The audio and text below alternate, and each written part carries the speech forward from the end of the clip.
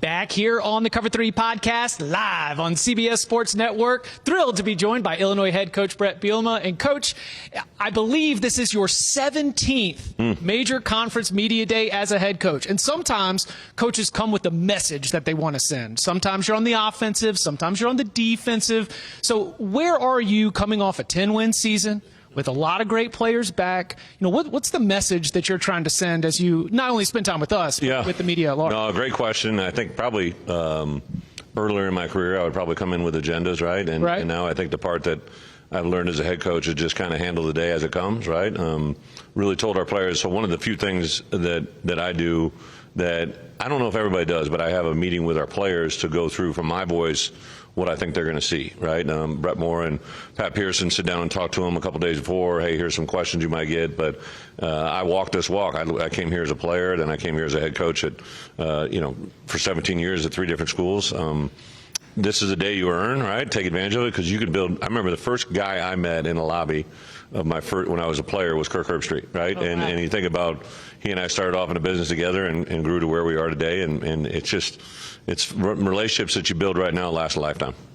So this is your 17th, but I'm assuming this is your first in Vegas. How are you enjoying the change of scenery? Great question, Tom. I would say that when I first heard Vegas, I distinctly remember seeing all the other Big Ten coaches' reactions, and we'll just say there weren't some happy campers, right? But right away I said to myself, well, I know I'm going to have my wife is going to want to come, right? So that was definitely going to happen.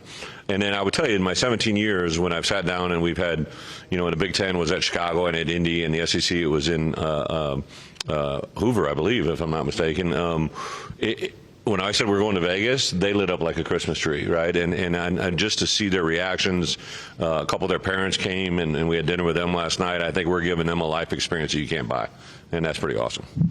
Your team this year, you guys were not crazy active in the transfer portal. Does that speak to kind of what you have coming back and the culture you built? Not so much portal, but we've got 40 new players out of a 110-man roster in the building that weren't with us for the bowl game. So we brought in about 21 high school kids and 19 portal guys. So not a complete overhaul, but a lot of new faces. Super excited about some of the guys I call it acquiring, right? Acquisition.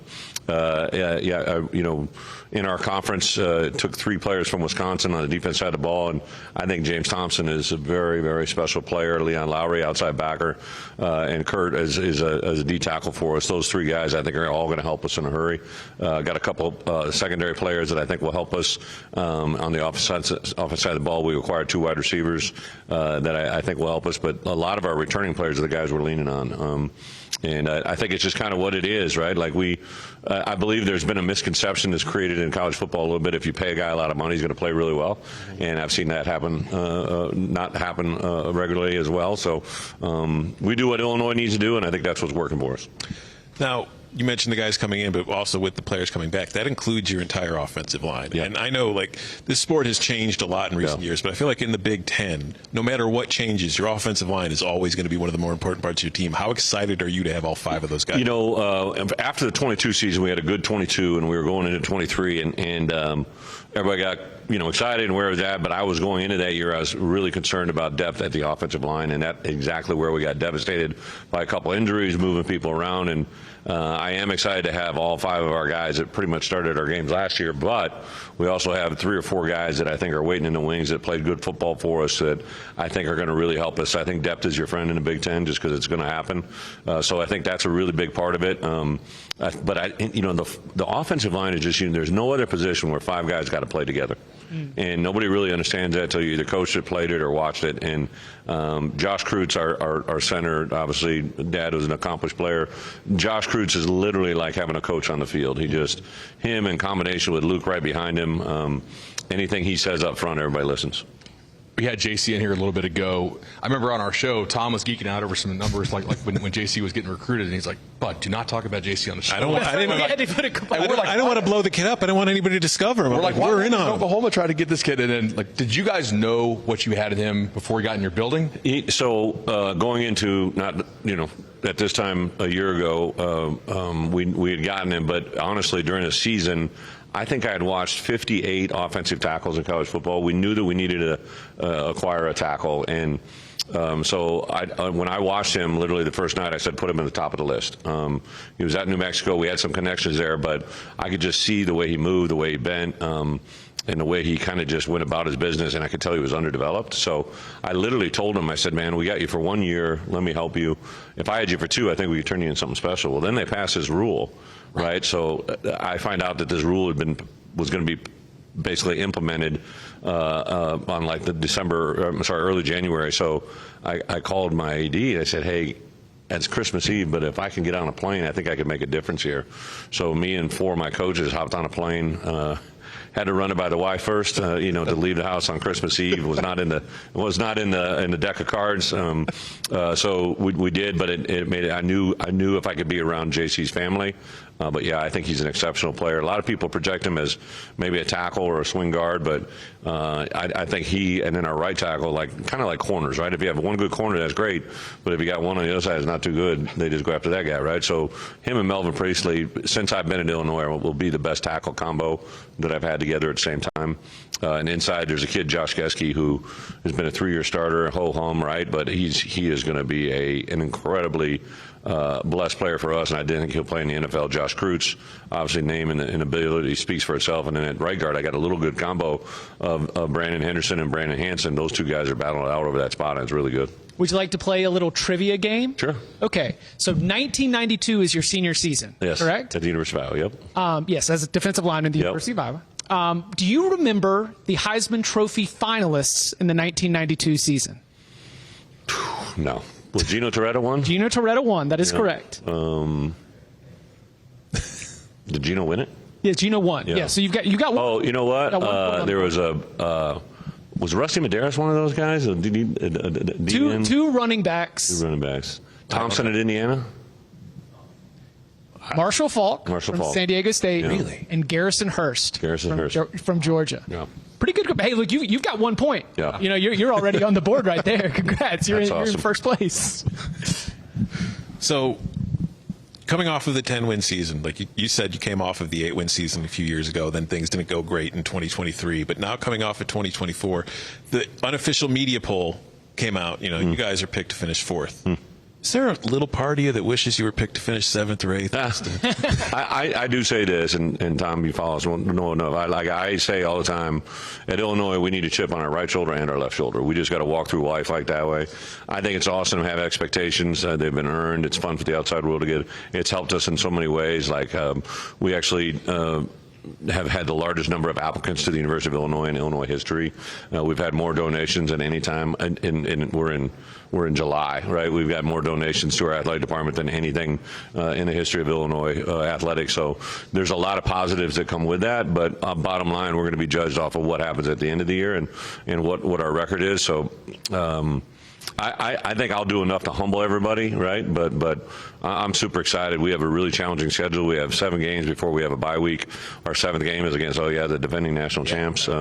We have a game 2 at Duke, who I think is sitting in the weeds, and they moved their game till Thursday night the week before, just so they have 2 more days of prep on us. So I think Duke's going to be a tremendous challenge. Western Michigan, obviously the MAC and what they do, but that little stretch of Indiana, USC, Purdue, and Ohio State in games 4, 5, 6, 7 before we get a bye week is a really.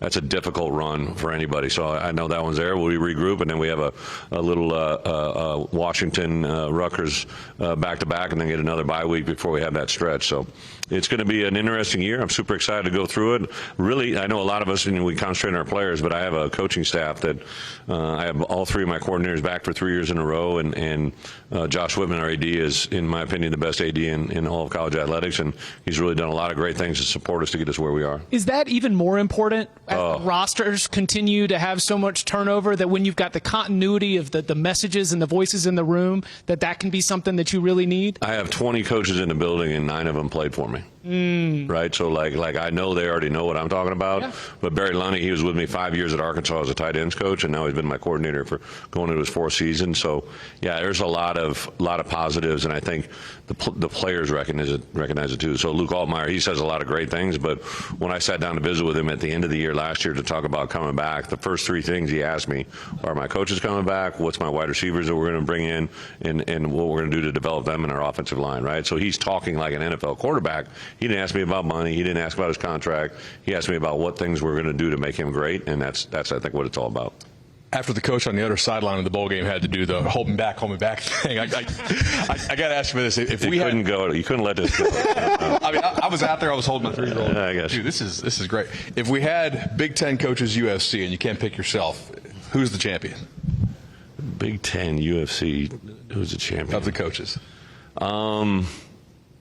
I would say PJ Fleck, just because he may not be the biggest, but there's relentless energy. Yeah, he is. Sometimes USC is like survival of the fittest, right? And he's definitely probably the fittest. But yeah, that would probably be my take. So PJ Fleck is he's got the Fight Club, a bloodied face, and he just won't quit the entire time. It'd be neatly placed, bloody. Right. Yes. What a great moment last year. Michigan comes to town. Yeah. You've got the jerseys. We had a great conversation with Gary Danielson earlier, and he pointed to that as one of the real highlights from his experience last year.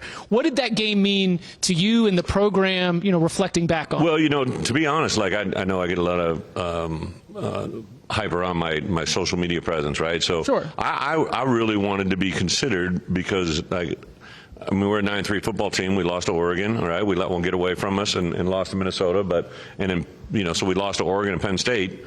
Oregon house is pretty good. Penn State we were on the 2-yard line, 1st and goal, right? And I'm like, hey, we're not too far off this conversation. So if Ole Miss is rallying around, we should be in there, and South Carolina is rallying around, and they should, right? So that's why I kind of had some fun. So I knew going into that game, we actually thought we were going to play Alabama.